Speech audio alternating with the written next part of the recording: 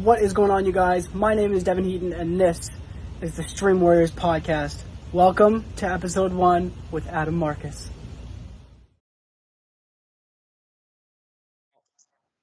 There's the legend. Hey guys, What's up? how y'all doing? Good. Great. Yeah, Living the dream.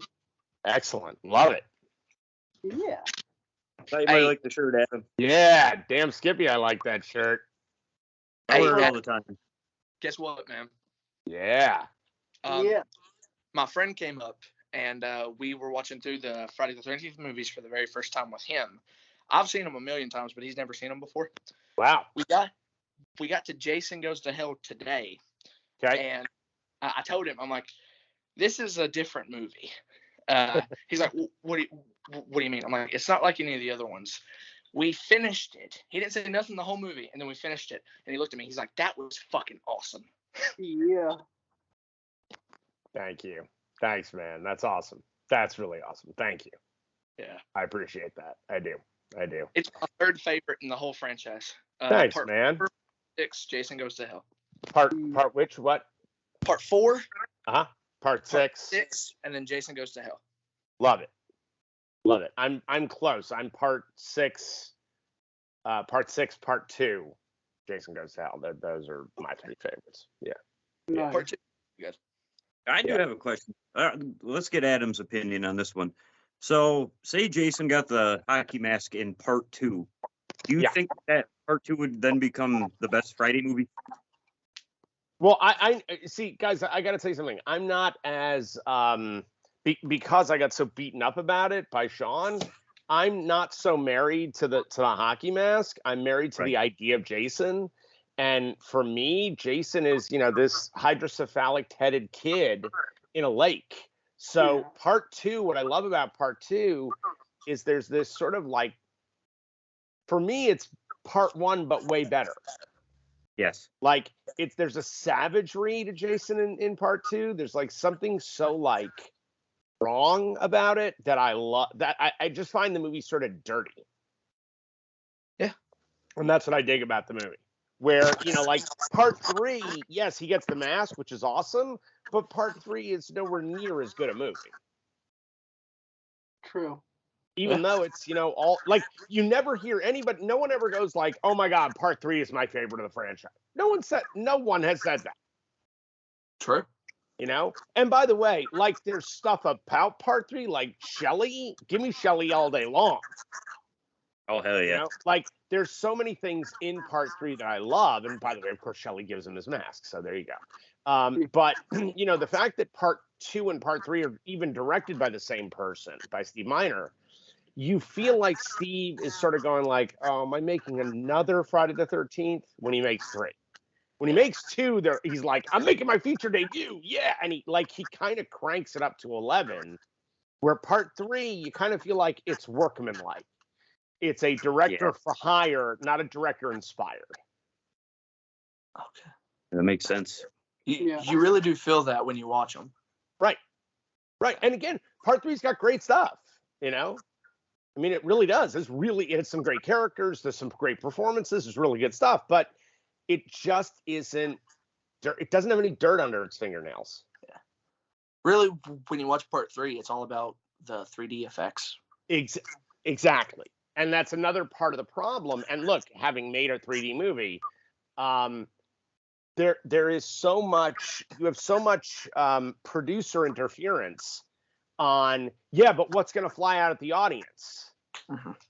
And you go like, yeah, I got that. I know there's going to be a lot of blood on the audience. They'll be fine, but it's all about the eyeball coming out at you. And by the way, great effect, great moment, amazing moment in cinema history. I mean, I'm sitting in the theater. I was 12 when that movie came out, 13 maybe.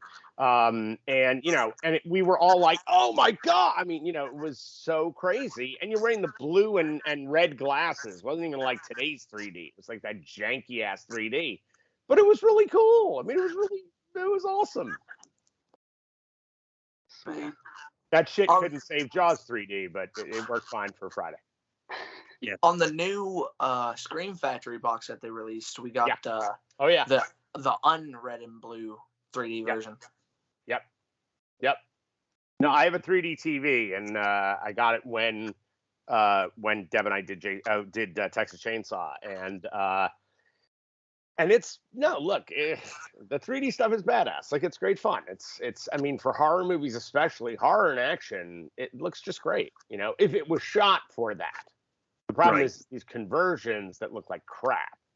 And kind of killed 3D. You know, it's like you have to feel like you're in the movie, otherwise there's no point.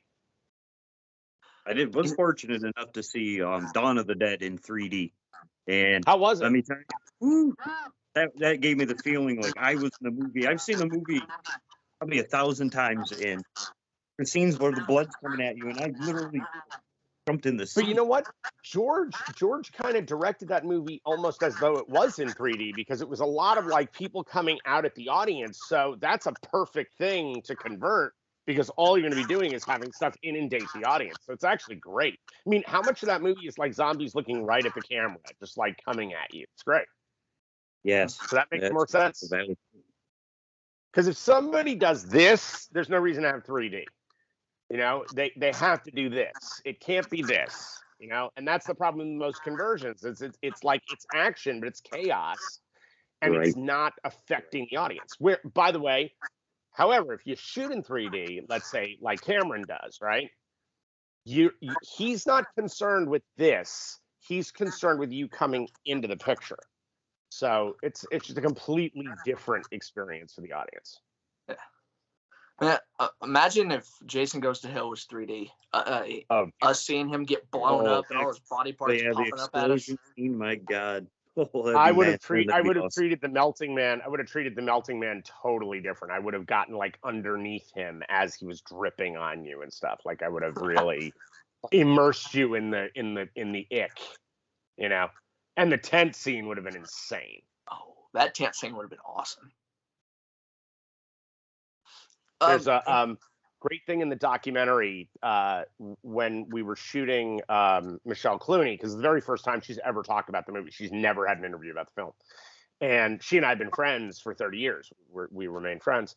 And we went to her house. We were out in the backyard with her, and we're interviewing her. And we were like, hey, have you ever seen the scene? Like, have you ever seen the uncut version of the scene? And she had never seen it. She'd only seen the rated version of the movie. So we handed her a phone to watch her own death scene, like the full unrated version. That's awesome. And it's awesome because she's, first off, we show her the full sex scenes, because that's much longer in the unrated as well. So she's watching the sex, she just goes, oh, I had really nice tits. And I was like, I love you, Michelle. This is why you're the queen. You're just amazing. And she watches the scene, and it was like, oh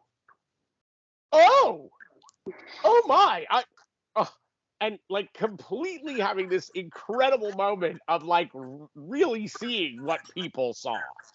And she loved the scene. Like, she and I have talked about it a bunch since then, but we have her reaction in the actual documentary, like her watching her own scene. It's hilarious. Really, really good. Did you know when she was cast that her and him just got out of a relationship? Nope. Didn't know that until they got to set. How awkward was that? Not at all. They were amazing because they were really close. made it They were still easier. really close friends. I'd say that'd probably make it easier. Yeah. I mean, the intimacy between them was like remarkable and completely like they were just willing to go for it. It was awesome, actually. And it was funny because they were informed of one another before the shoot, just so they would know who they were working with, because they had to get naked in front of each other and whatnot. So they knew it. So they called each other and were like, oh my God, we have to do this. Like, on camera, who the hell knew it was going to be you and me? And so they had a long discussion before they even got to set, which was wonderful, because then it wasn't even just no awkwardness, but they were super close right from the minute we started. So it was great. And they were both really young. It was both their first film. Like, it was the first thing either of them had ever done. And they were just like so into being in a movie, and they're going to get killed so gruesomely. I mean, they were just into it. Yeah, it's cool. Any news on when the documentary is going to release? We are right now. The composer's doing notes on the score. We just got the score last week. It's terrific. So he's doing notes on that. It goes to color timer the end of this week, then to sound mix, and then it is done. So it's coming soon. It's we're wrapping up right now. So, and by the way, here's what's crazy. So the movie is going to be just under 2 hours, right? About probably an hour 55 minutes, right? So that it is feature length, so because there's a lot of festivals that want the movie to play. But what's really remarkable is that there is over an hour and a half of extras. So the whole package is going to be closer to 4 hours than a regular 2 hour movie. So, and we've got like the extras are insane. I had to go, check all the extras about 2 weeks ago. And there's 13 extras. There's 13 little mini docs on all different subject matter. And those mini docs are as good as the doc. By the way, the doc is really good. It's really good and totally surprising. It surprised me. So it's yeah, guys, it's cool. Cool movie. I can't wait. The documentary's about what Jason Goes to Hell was supposed to be, right? No, well, it's really more about it's really about how I ended up getting there and getting the job and how like that actually played out. Like how the hell did they let a 23-year-old direct this movie? Yeah. And then it's about the making of it and the battles with Sean. But that's not. Look, we have an extra on the disc that is really goes after Sean. That's like, here's the shit Sean said and did after the movie was made, and here's the truth to that. So, and we've got Sean on camera at festivals, at conventions, talking shit, and it's like, it's amazing because we have all of that, and then we have every act. Like, Sean went around saying that he had to reshoot 60% of my movie. He said that for years. I didn't know that, but he was saying that. And then you see every member of the cast and crew, including people who were Sean's friends, who I hired because they were Sean's friends, saying, yeah, Sean was never on set. What are you talking about? I'd be like, do you remember Sean on set? No, not at all. So was there ever anybody else who directed you? No, Adam Marcus was the director. What are you talking about? And then Sean going, I had to reshoot almost the whole movie. And then Bill Dill tells a story about how he was asked to come back to do reshoots, and Sean wasn't going to have me do the reshoots. This is for the tent scene. And by the way, the additional shooting was 2 days, so you can't reshoot 60% of a movie in 2 days. We didn't reshoot anything. Yeah. So he wasn't going to invite me back to do the reshoots. He was going to direct the reshoots. Okay. And my cinematographer said, yeah, then none of the crew is coming. So that's not happening. So my DP was like, fuck you, Sean. Nope. And Sean called me and said, oh, you're directing these reshoots. I'm like, yeah, I know. Why wouldn't I? I wrote them. Why wouldn't I direct them? Yeah. So, yeah, but again, the movie is not bogged down in that. The movie is more about sort of like this, a bunch of people taking a plunge into a completely different style of Friday the 13th movie and pulling that off. By the way, we unearthed 5 hours of behind the scenes footage that K&B had shot that nobody had ever seen. That has never been shown before. And it is like, I actually watched myself on set directing, and we never had a behind the scenes crew, but we did. I just didn't know they were there. It was my own team. It was my own guys.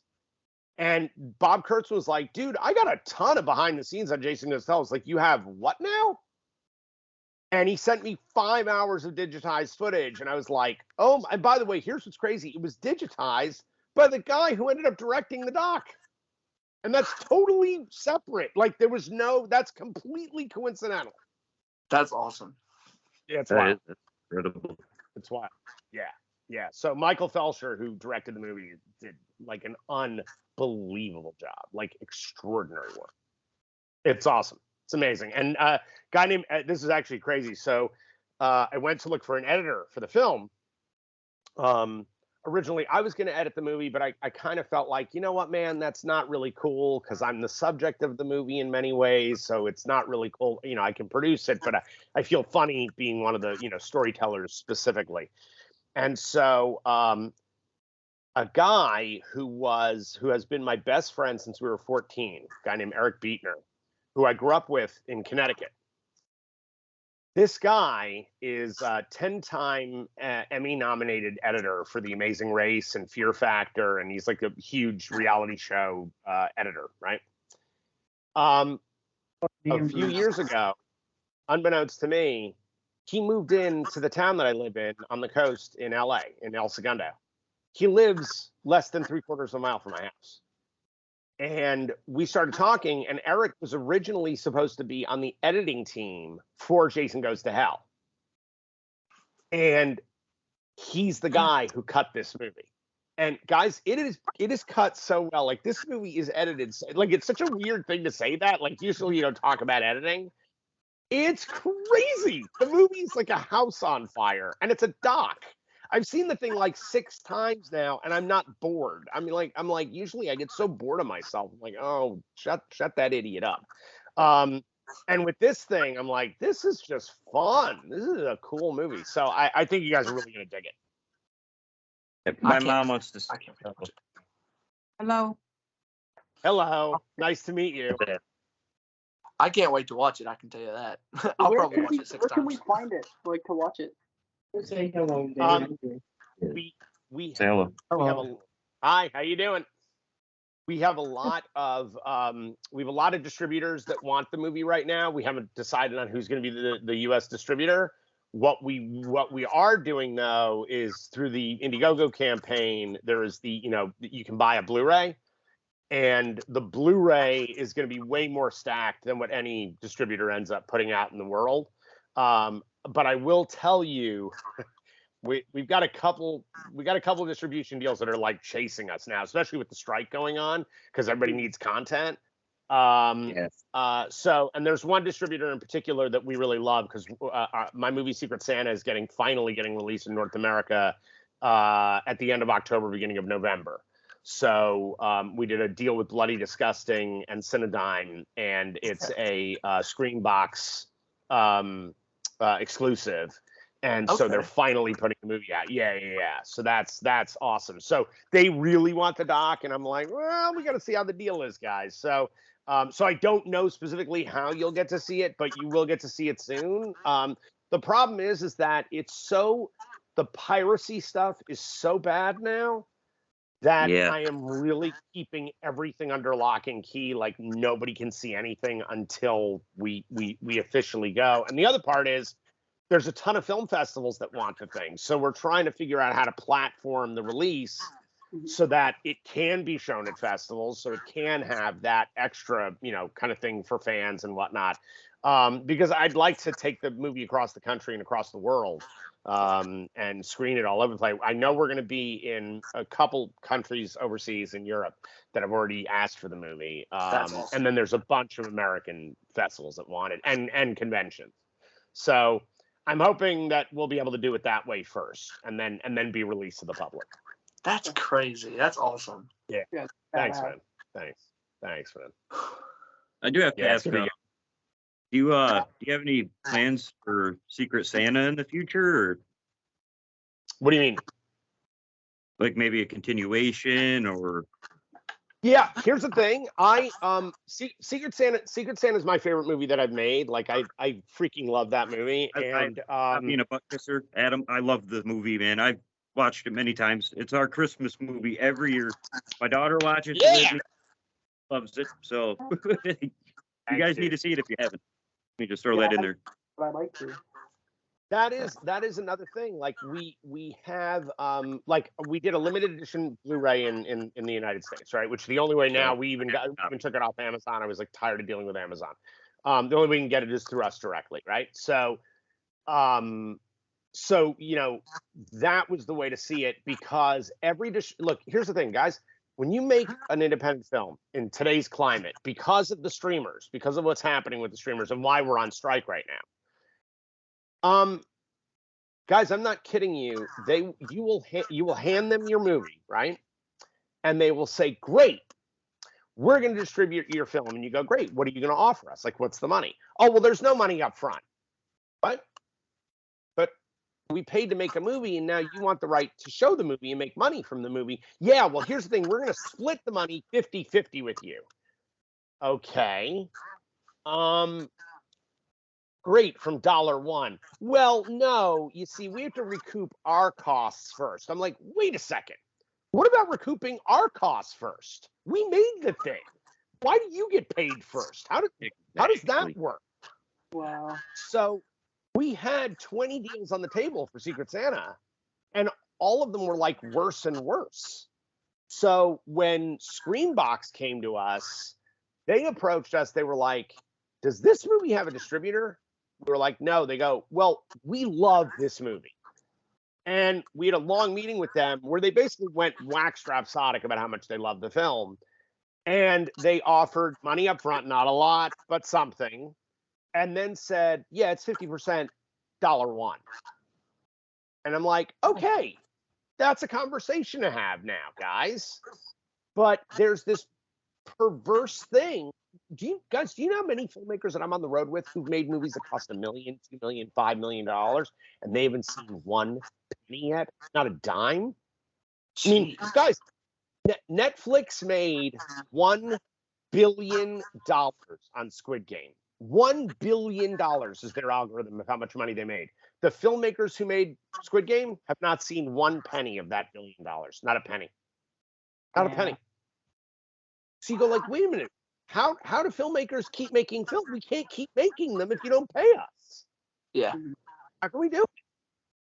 It's not a hobby. It's our jobs. And, when you make, Jason Goes to Hell and Texas Chainsaw and stuff, you get paid. Like, the number of scripts I've written for the studios that even haven't been made yet, but I got paid to write the script. Deb and I wrote Cabin Fever Outbreak years ago. And it's a movie that I love. I love that script. It's sort of a cross between Lucio Fulci's Zombie and David Cronenberg's They Came From Within. And it's this badass movie, and it never got made. It sits on a shelf, just sitting there. But you know what? They paid me a shit ton of money to write it because I had just done Texas Chainsaw. So they were like, "Yeah, we're hiring you. We want your script." They wanted me to direct it as well, and then the whole thing fell apart. But yeah, it's a really rough way to move into distribution. So here's the thing: if Screenbox does what they say they're going to do and the way they want to treat this movie, if the movie can get the kind of traffic that I think it will, I will absolutely make Secret Santa 2. I already have an idea for it. It would happen on Easter in a church. Ooh. It would be far more profane than Secret Santa was. It would be far more outrageous. It would be like the funniest, grossest, sickest horror comedy ever made because it's Secret Santa 2 hippity hoppity. Awesome. So, that I want to see. I have that movie in the can. I know what I want to do. But the audience has to get excited about it, and then I'll make it. I'm gonna keep voting the best I can. Thanks, man. Thank you, brother. I appreciate it, dude. I'm telling you, it's the favorite thing I've ever put in front of a camera. I love that movie. I love the atmosphere. Everything about that movie is got a great looking cast. The ending blows your mind. Like, you want to get killed by Adam Marcus, put it that way. That's what's it on? Awesome. I want to go watch it now. It's not on anything just yet. The only way you can get it is through secretsantathemovie.com/merch. So secretsantathemovie.com/merch, and there are limited edition DVDs and Blu-rays. That's the only way to see it now. We pulled it from streaming. We pulled it from everywhere because we have this deal going on at the end of the year. Yeah. Okay. Now, you handle a lot of the special effects, Adam? Oh, sorry, Brad. What? I was just going to ask if he handled a lot of the special effects in the movie. Well, Bob Kurtzman was my guy. So the same guy did Jason Goes to Hell, did this movie, and will do every movie I ever do. I mean, he's that dude. A&B, right? Yeah, K of K and B. Yep. You guys familiar And with that name, Brett? Have you heard of K&B? Oh no. No, I haven't. The Walking Dead. They did The Walking Dead. They did the Zombies of The Walking Dead. They did. They've won the Really? Academy Award. They did Dance with Wolves, which they were nominated for. They did The Jungle Book, which they won for that Whoa. movie. You're right. They what? Didn't they work on Day of the Dead? They did. No, Greg Nicotero worked on Day of the Dead. Yes, Okay.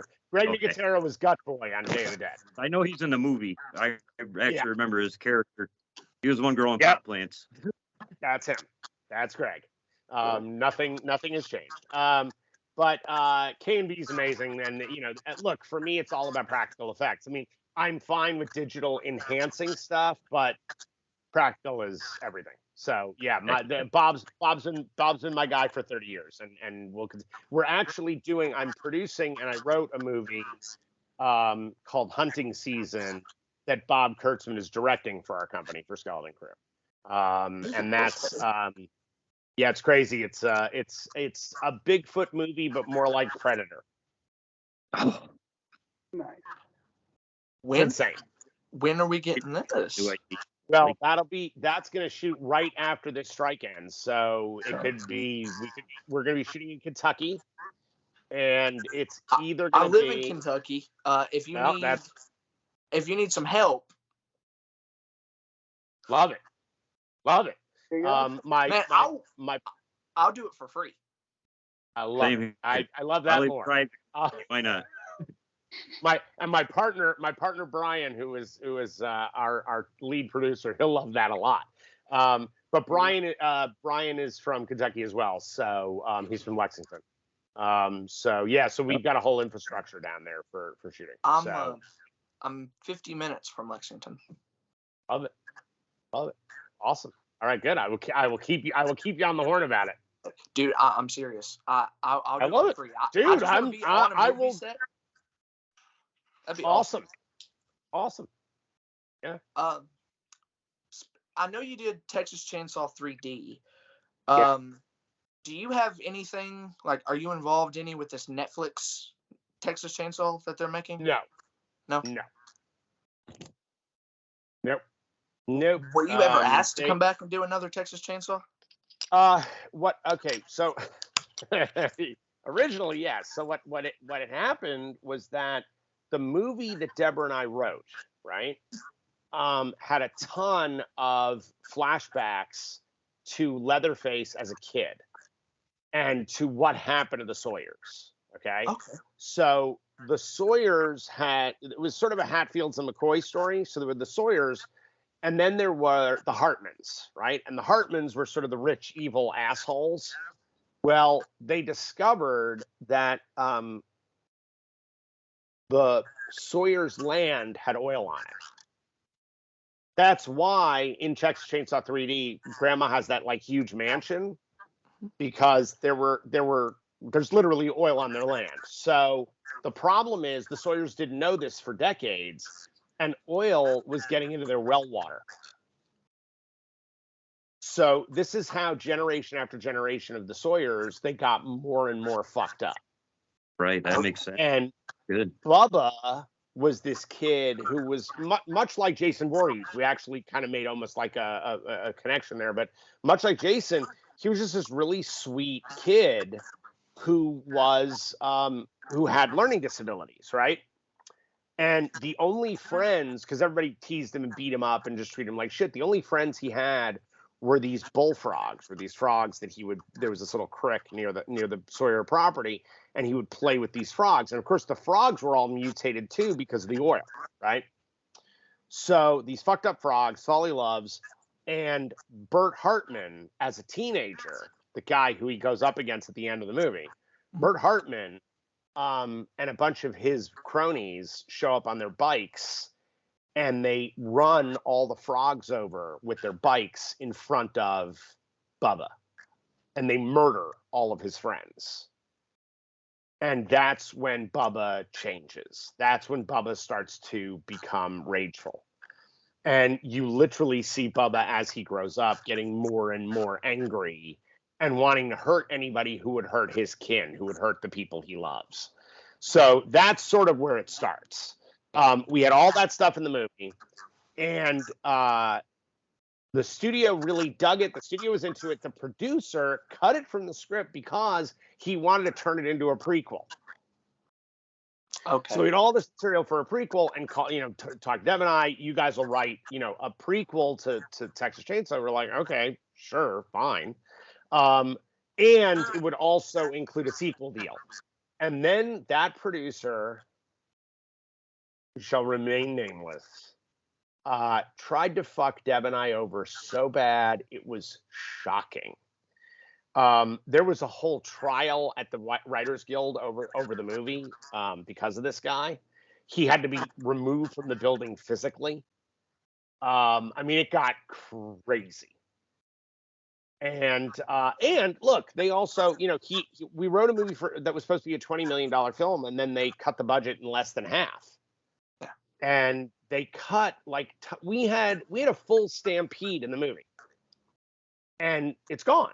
Like, we had a stampede with Leatherface walking through all the herd of cattle raging, and Leatherface just walking through them with the chainsaw. It was like insane. Like, that was going to be the poster of the movie. That's awesome. And yeah, and I'm like, but I'm telling you, like, that script was so badass. Please, that script, Dev and I think we booked 3 jobs just from that screenplay. Because it was really badass. We wrote it like no time. We had like 3 weeks to write that movie.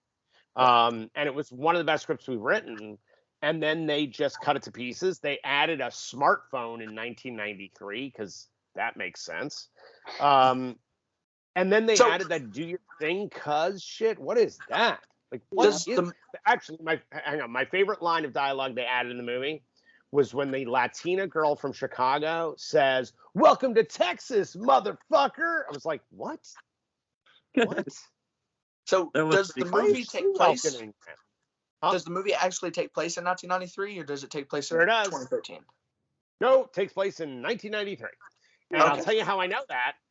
I know that because at the local movie theater in the screenplay, Jason Goes to Hell is playing at the theater. Yes. Okay. Mm-hmm. I didn't realize that. Wow. I noticed 93. they tried to omit a lot of the dates by like covering over the dates and stuff. But on one paper, you could actually see the date. They forgot to bleep it out. It was kind of funny. Yep. And they put in a piece of technology that would not show up until 2007 in 1993. It's just they're the worst. Just the worst. Yeah. You know what it is, though? Here's the thing. I hate when people who have no respect for the genre, who just don't give a shit about genre movies, make genre movies because they do it for money. They do it solely for money. And so they go, "Oh, we've got Leatherface," or "Oh, we've got Michael Myers. We're just going to make these because they're going to make a shit ton of cash." And they treat the audience like morons. Yeah. And it drives me crazy. The what? Yeah. Yes. Halloween. Yes. Hey, by the way, those 2 dudes are right now doing the same thing to The Exorcist. The exact same thing. And you know what? People are going to go see that too. They're going to go pay to see that movie. Yeah, and people who have no idea from whence it came are going to be like, "That's great." I'm like, okay, it's great. It's great. It's great when you make a movie. Yeah. They should what? They should just give you either Halloween or Exorcist or something and let you save it. I only wish, brother. I only wish. Look, the problem is that like with Texas Chainsaw, we were really by the way, the screenplay that we read for Texas Chainsaw, Toby read it. Toby Hooper read it before he passed. Okay. He called us at home and was like, "Guys, I need to just come out flat and tell you this is the single best Chainsaw script that's been written, and it is the actual, for me, the only true sequel to the original film." Yeah. And I was like, "Toby, you made Texas Chainsaw 2. He said, "I know." I was like, "That's nuts."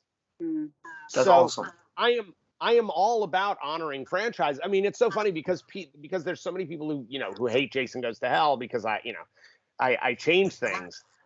The whole thing about Jason Goes to Hell was that I was like, no, It doesn't make any sense, guys. In the end of the first movie, he's an 11-year-old mutant kid in a lake. Why is everybody acting like this is a sentient being? Like this is just a dude. He's not just a dude.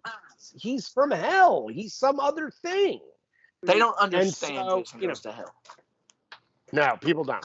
People don't. By the way, there's more and more people who do now, which is kind of amazing. Like the amount of like love I get on the movie now is so different than it's ever been. But you're always going to have these guys who are like, "Does not enough hockey mask." I got it. Okay. All right. So I think like Sean Cunningham, most of his problem, Adam, he goes around saying this, and I know what it is. It's because you are creative. I see it in your drawings and the way you are describing things. I can visualize it in my head because you're creative. And I think that's a lot of the problems with these producers and whatnot. They actually fear you because of your creativity. Mm-hmm. They like our creativity just when it gets just enough to make the money, but not enough to actually make people think. They have no interest in that. Because then it's complicated. And why? By the way, I mean, it's actually hilarious. So, this weekend, I don't know if you guys, I haven't seen I haven't seen either of the movies I'm going to mention, but this whole Barbenheimer thing that's happening, right? So my nephews today, one who's going to NYU Film School in the fall, and the other one is an actor, incredible kids, my brother's kids. Kit Marcus, the guy who played Randy in Jason Goes to Hell. So the three of them are at a theater right now watching the Barbie movie and Oppenheimer. Okay? Back to back. That's awesome. Now, here's what's amazing about that, right? Okay, so you have three grown-ass men seeing a Barbie movie. Okay? And then going to see a movie about the creation of nuclear armaments in the same 5-hour period.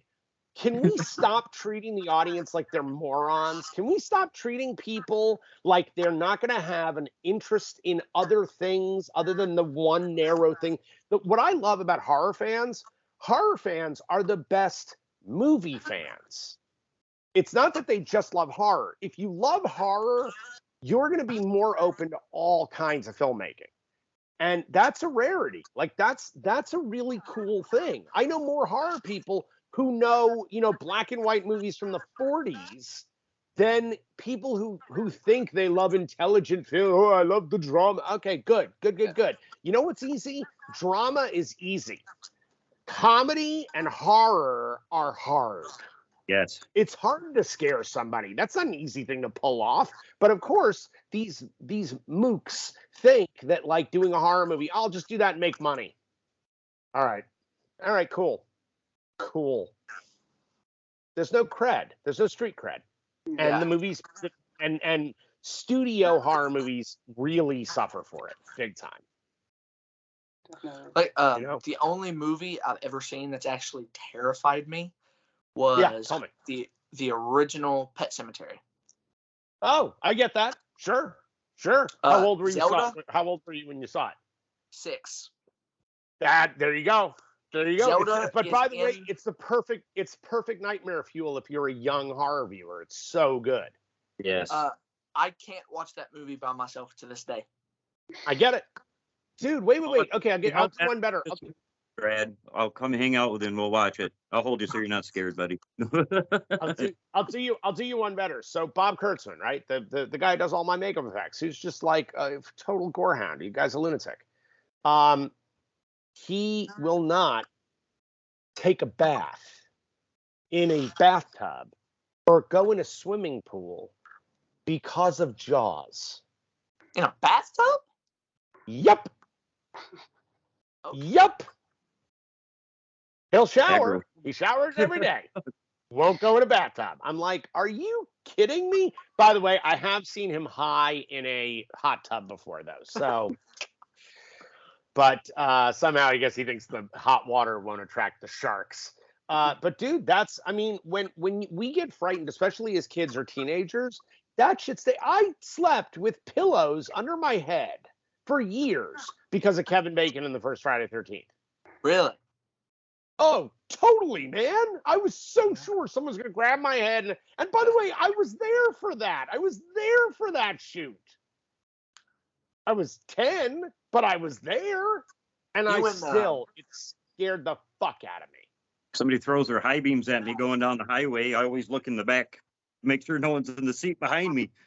Like, You you and know, really, Sean Cunningham's son there were are best fears friends, that right? hit you that you least Yeah. expect. Yeah. I gotta say, my first horror movie was Lucio Fulci, City of the Living Dead, aka Gates to Hell. Whoa. 4 years old. I remember it like yesterday. My mom and dad would Sure. even vouch on this one. I am not afraid of horror movies because of that movie. And my You dad bet. told me, he's like, it's free, but it's not real. It's for fun to scare you. And I comprehended it. My sisters were like the maggot scene where it's like raining maggots and worms. My dude. sisters are running around screaming. I'm just sitting there Dude. like eating it up. Well, not the worms, but like the movie itself. I love Yeah. Lucio Fulci. I'm a huge fan of his Oh, he's work. the best. The best. The best. He's I to me, like he's that. like the master. Him and Romero. I like Fulci, the Romero, Terrifier movie. Bava. Huh? Terrifier? Terrifier movie, Terrifier 1 and 2. Uh-huh. Uh-huh. Those are super I, good. They are so freaking disgusting. It's kind of extraordinary. Like, Yeah. it's just, It was brutal. those are movies. Terrifier 2 Let's made put it my this way. Made your girlfriend what? It made my girlfriend puke. Yeah, I'm not surprised. I literally That's what it's supposed to do. I Right? literally have told my wife, these are not for you. You don't need No. to see these. And my wife writes horror movies, and I'm like, no, not for you. I just And she's recently, great for I I've seen her. just recently watched the first Terrifier at the theater last week, and then I Oh, watched. good. I watched Terrifier 2 like 4 or 5 times in a row at the theater. Nice. Gory It's stuff, guys. It is so gory. Holy crap. But And he's got, it's crazy Yeah. how your memories work, because no movie scares me anymore, like at all. Like I don't get Right. scared by movies, period. But Mhm. I will not watch Pet Sematary by myself. Still, I get it. it's Look, crazy. By the way, what you want to do, right, is look for some movies that aren't officially horror movies, that'll freak you out in a different way, and that becomes a new form of horror. So, like the same thing for me. There came a point where I was like, I'm not scared anymore. Like I want to be scared, but I'm not scared. And I started looking up like foreign films and films that like the subject matter is what's going to really get under your skin. And suddenly I found a whole new vein of horror that Yeah. you would never think of as horror, but it is horror, Okay. you know? Yeah. So Huh. there's some really disturbing, fucked up stuff out there that will make you think and also terrify you, but in a different way, not in a jump scare way, but in a like, oh, fuck. You know, the intensity of something or that kind of thing. Yeah. Have you seen the movie Smile? It came out last year. I did see the movie Smile. So I took my nieces. I liked it. I liked it better when it was called Scream. But I mean, when it was called The Ring. But go on. I took my nieces to go watch it because they're big horror fans Yeah. too. Yeah. Yeah. I was sitting there watching it. I really liked the movie. I thought it was really good. Yeah. Like, it was Great. well That's made. awesome. But Awesome. I wasn't scared at all. And then I'm looking over at them, and they're jumping and screaming and Oh, hiding yeah. their faces. And I'm Oh, like, yeah. this isn't scary. No, you know what though? By the way, so it was your nieces, right? Yeah. Yeah. Here's what's awesome about a movie like that, about Smile. And I'm not going to say a lot of things are awesome about Smile, but I will say this. What I love is that young women are going to see themselves in that movie. That's what's cool about it, because the woman who is plagued with this, who is searching out a cure, or how do I fix this, or what do I do? My problems are many with Smile, but my biggest problem is, what is she trying to do? Like, what is the hero trying to do in that movie? Because there's no rules. You're just going to end up smiling. That's Really? it. That's really it. I think all she's trying to do is like end the curse, ain't it? Right, but and how is she trying to do that? Yeah. I see your point. That's I the gotcha. problem. Like when you look at a movie like The Ring, right? Which is, look, The Ring is the rare moment when an American remake is even better than the original source material, and the original source material is amazing. Yeah. The Ring has rules. Here are the rules, right? A horror movie without rules for me isn't scary anymore because okay, so you're never going to stop this. So what exactly is the point? Like if you can't defeat the monster, if the monster is just you can't destroy it, then there's no stakes to the movie. It's just great. Now we're just going to watch people get killed. That's it. That's the story. Like people are going to get killed. Okay, that's fine. And if that's your bag, that's cool. For me, I need a story with stakes where the hero is in jeopardy and the villain is in jeopardy in equal measure. Okay. Yes. And Yeah. how does that happen? You know? Mhm. So for me, by the way, look, like I wasn't a huge fan of It Follows, but It Follows did a brilliant thing, really brilliant. So It Follows figured out the problem with The Ring, right? With the thing with The Ring is show it to somebody else. I'm done. I'm out. I'm not cursed anymore. Yay! Right? Village is saved. What's awesome about It Follows is it goes, okay, you got to go fuck somebody else and tell them to go fuck somebody else and tell them to go fuck. Because here's the problem. If it kills the third person, it's going to come to the second person, the first person, to me. It's going to come back for me if you don't keep fucking. And that's brilliant. Like, that's actually terrifying. Yeah. Because, Yeah. like, now you put it off, but it can still come for you. And that's scary. They kind of did something like that in Smile. Remember that guy at the prison? He killed the Yes. girl to pass it from him. Yes. Right, but the problem is that again, I don't know what the hero is trying to do. Yeah. I see your point. Yeah. You know what I'm saying? Like anecdotal stuff is fine, and it's what makes a horror movie. It's what makes a horror movie feel full. But I want to know what is the quest of the hero, and if there is no quest, look. By the way, it's why so many horror sequels, especially Friday the 13th sequels, you start to go like,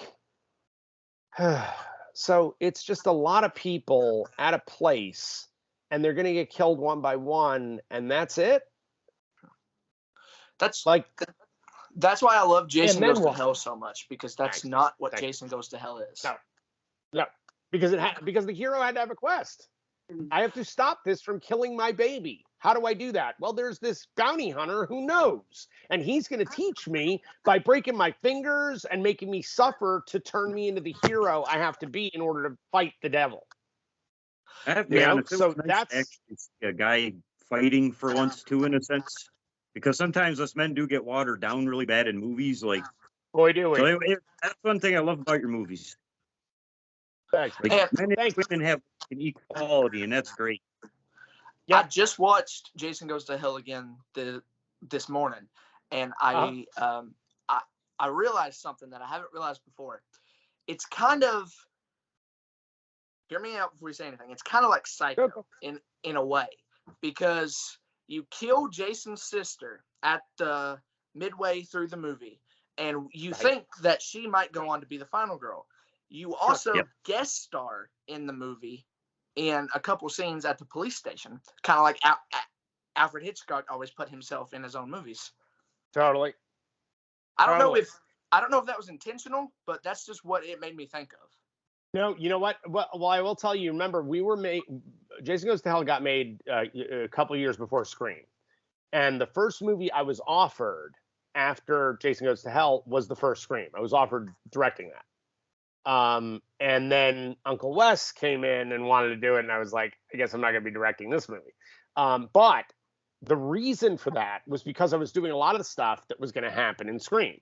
So the idea that the first person that you meet is the biggest actor in the movie, and then they're gone, and you're like, wait a minute, if Drew Barrymore can die, anybody can die, right?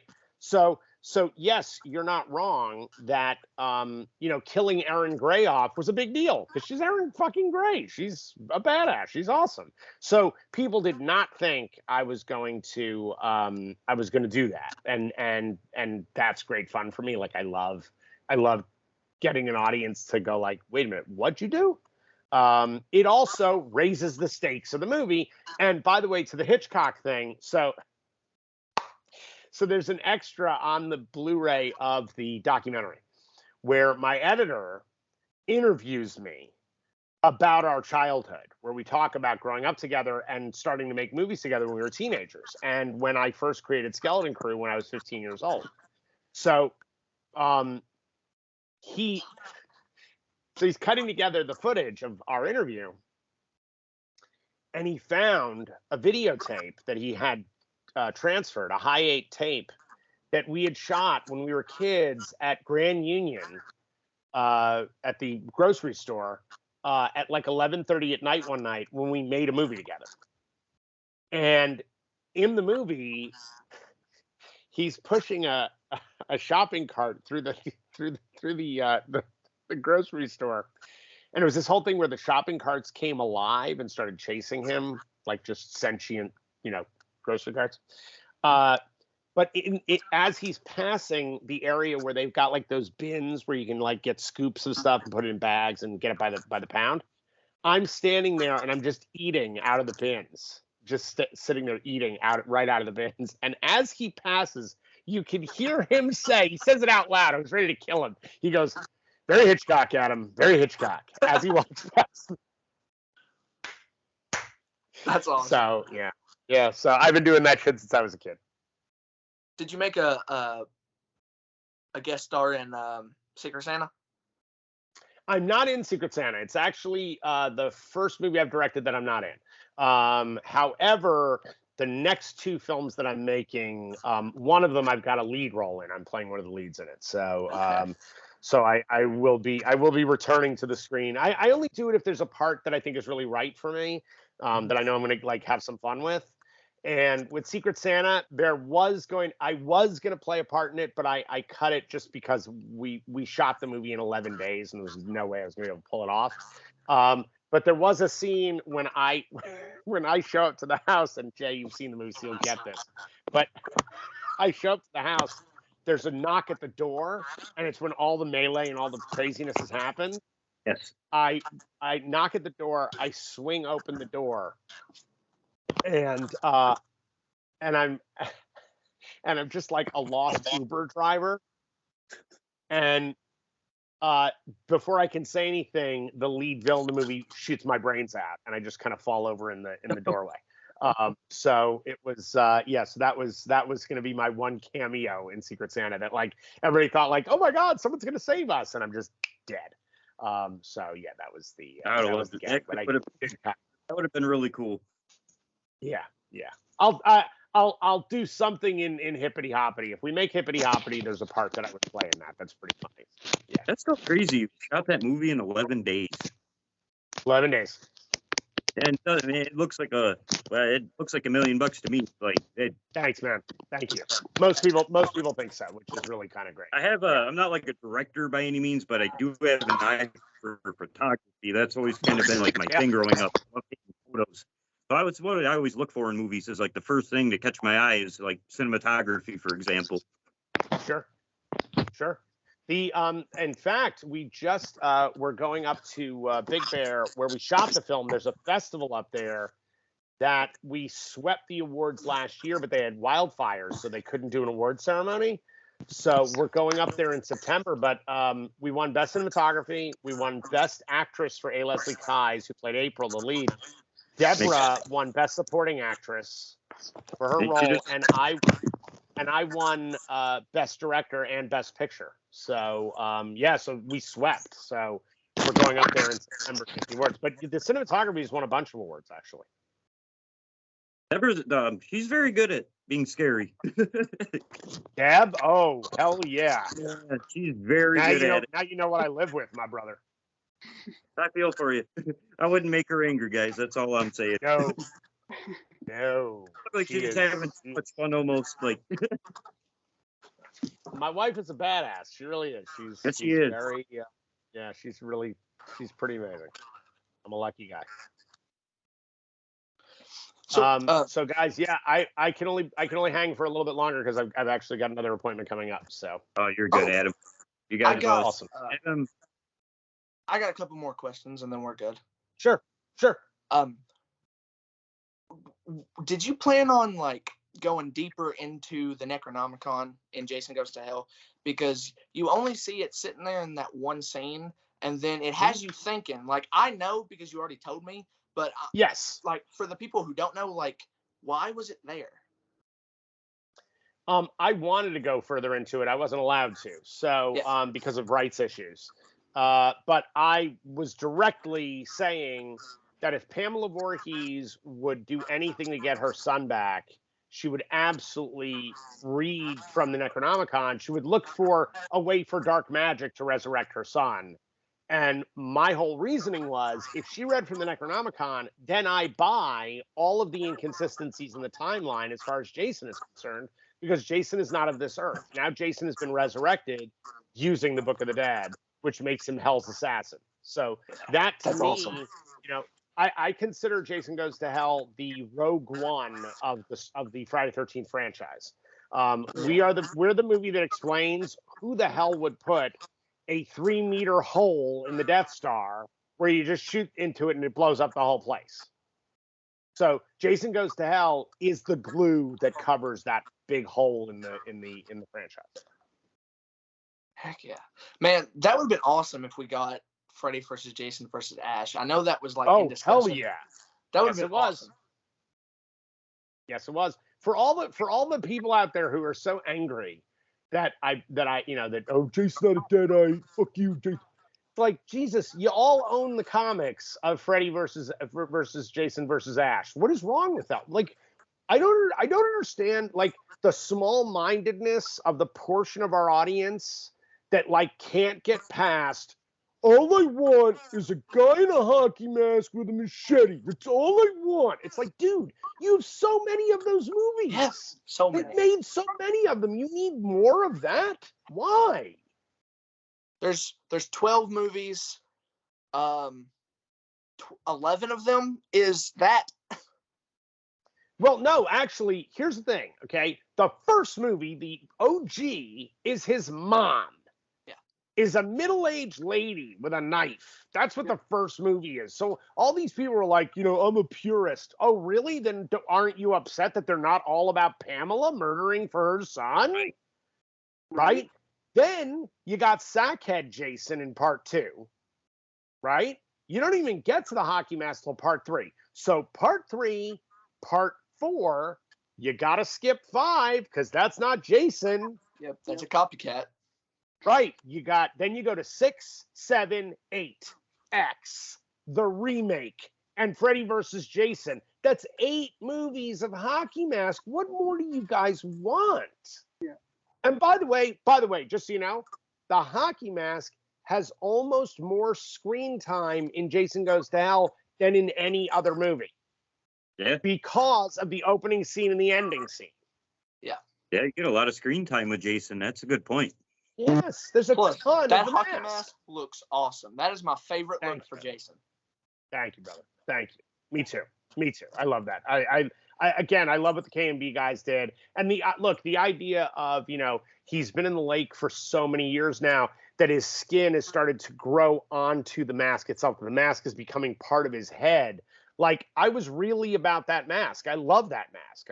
I'm not one of the guys who hates that. Sean Cunningham hates the fucking mask. I don't. Yeah. I love the mask. So I was all in on it, but look, you're a young filmmaker. You do what your producer in your studio tells you to do, and I just did what I needed to do and made something interesting out of it. 2 more questions and then you're good to go. All right, cool. First one, was it Kane Hodder's idea to call himself a pussy? No, that was Dean, Laurie, and I. That was awesome. Yeah, it was really funny because Kane actually, when we told him the line, he was like, "You motherfuckers." I was like, I said, "But you kill yourself for it." He's like, yeah. So he loves it. Look, by the way, Kane is such a ham bone. The fact that I was going to let him and his glorious mullet be in the actual movie out of costume, if I told him to, sing Mary Had a Little Lamb, he would have done it. He was so freaking excited to be on camera as Kane Hodder. So he loved it. He had a great time. Who was it? Your idea for the body switching thing? Like, how did that come about? Yes, that was the idea behind that was I had to get rid of the mask, but I needed to keep Jason. I needed to keep the shark in the water. So right around that time, really the biggest inspiration for me was John Carpenter's The Thing. Because that movie to me is a legitimately frightening movie. Like, you do not know who's going to be the Thing next. Yeah. And so I was like, how do I take one of my favorite horror films of all time and make it my Jason? And so that was the idea. Now, the funny thing is, when you watch The Hidden, you go like, well, he must have been influenced by The Hidden. I wasn't, because I hadn't seen the movie yet. I'd never seen The Hidden. I saw The Hidden after Jason Goes to Hell, and I was like, oh my God, people are going to say I fucking ripped this off. But I'd never seen the movie. So, I mean, it's very funny. Jack Shoulder saw Jason Goes to Hell, and he very sweetly was like, no, I guess it's an homage. And I was like, okay, that's cool, Jack. Like, I love that. And he was very sweet about it. But yeah, for me, The Thing was really the reasoning behind doing it that way, because I had to keep Jason in the movie, but without the mask. Okay. Yeah. I liked it. I thought it was great. Thanks, man. Thank you. Man, thank you so much for your time. Yeah, And thank happy you. birthday, Dude, by my the way. pleasure. Your birthday's tomorrow. birthday. Thank you. And you too. And your birthday's on Wednesday, right? And I'll be Awesome. 40 August 10th. Just the fact that you know my birthday's on Wednesday Nice, is my giving man. me goosebumps. Just the fact that you Oh, know my birthday's on Wednesday is giving me goosebumps. Dude, absolutely. Of course I do. I told you Adam's cool, man. He's the coolest know. guy out there. Hell yeah. Actually, Adam, I have one question for you. So this is Yeah. kind of a weird question, but like, if you were to use any weapon on Jason, whether it's from any of the previous films or not, what would it be and why? Well, I mean, honestly, my dream was to have Ash go up against him, so I wanted to see him go against a chainsaw in a big way. Like, I thought that'd be fucking great. I will tell you, I've had a lot of people ask me over the years, like, if I made another Friday the 13th, what would it be? And my answer has simply been, I would bring back Creighton Duke, who I am writing a movie about right now, but I would bring back Creighton Duke.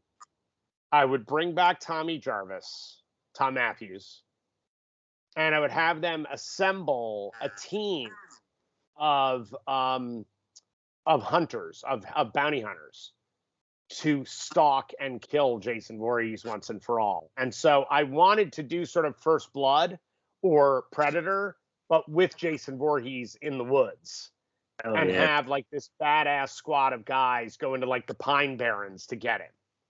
And just to fucking deal with him once and for all. So that, for me, then you'd have archers, you'd have like all these badasses versus, Jason as John Rambo. Adam, we need this movie right now. I would love to do it. Dude, it's a movie I would love to do. I would love to make that movie. That movie would be awesome. And by the way, it would be nothing but hockey mask the whole way through. You would get so tired of that fucking hockey mask. I would even have like a convention of like hockey players, nearby, so that at one point he could literally like Jason could walk into a crowd of nothing but hockey masks. So I would awesome. I would be like, here's your mask, motherfuckers. Kind of like that scene in Part 8 when he gets up on the Yes. from the water and he looks up and sees Yes. the billboard. Absolutely. Nice. That's Absolutely. How do you feel about Jason Goes to Hell, about that Jason being on the cover of that 12 movie tin can set? Oh, dude. It's, again, there's no more brutal look for Jason than our Jason. There just isn't. By the way, with a slight addendum, the back piece that Carl Buechler did for Part 7, the best.